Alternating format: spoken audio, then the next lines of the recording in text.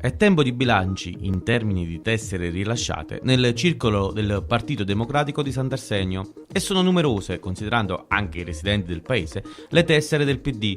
E con grande soddisfazione si legge su un comunicato del partito che il circolo PD di Sant'Arsenio ha ricevuto e rilasciato 85 iscrizioni valide effettuate entro il 28 febbraio del 2017, termine ultimo per le iscrizioni.